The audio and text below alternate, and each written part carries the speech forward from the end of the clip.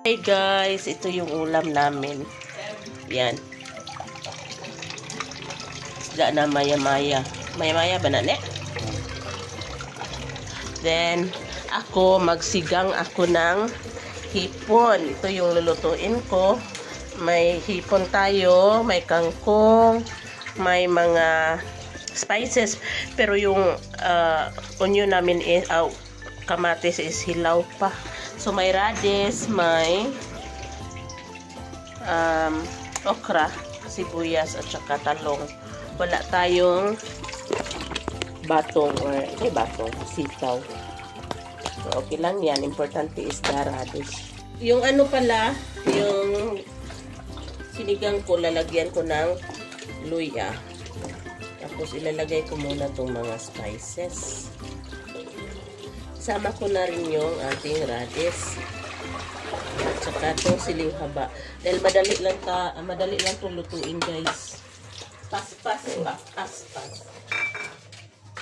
Salamat to daling kuan. Pero di ko satisfied ani nga patis ni katong tintay ni. Oo na. Sa tingan ha. Tintay palit na to. Dili katong green ba.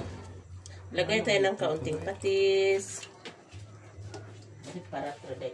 Sus, parat na madaling. Of course, guys, maglalagay tayo ng sinigang sampalok mix. Huwag ka nang naimang kalbasa. Paspit mo muna. Okay. Gamiyar, Lin. Ayun, naghana. Kaya sayang talon niya. Naghano na. Ilagay natin ang talong una. Panaksan.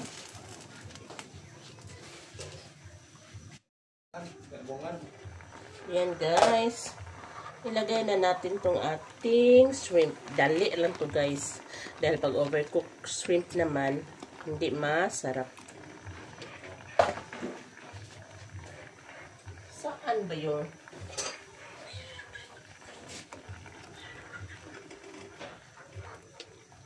tapos ibuhos na tong ating pampaasim.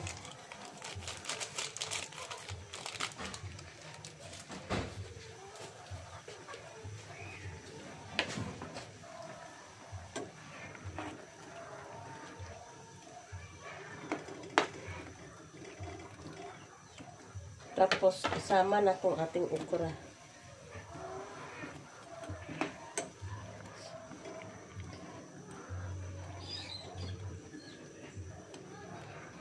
Sarap nito pag yung kamatis is hinog. Kaso, nabili ni Mr. Puro hilaw. Dahil palagi kami nasisiraan ng kamatis. Pero sayop siya. Kailangan din na may hinog, diba?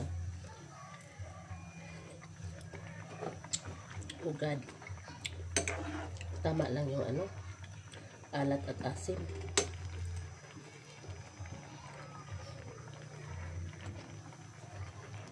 Sarap. Kinuhanan ko to ng bituka, yung ating shrimp.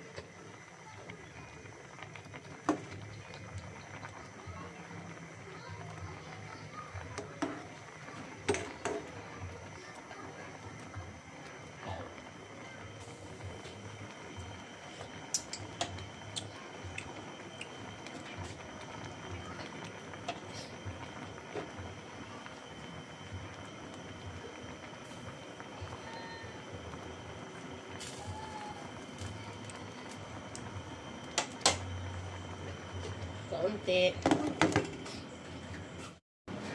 So, luto na to siya. And this is our last part of the program. Ang kangkong. Hindi ko na isinama yung tangkay, guys. Dahil itatanim ko siya sa bakura namin bukas. Okay. Chidok. Where's the shrimps? Yan. Ang sarap nito. Tagal ko nang nag-crave nito, guys. Tagal ko nang sinasabihan si Mr.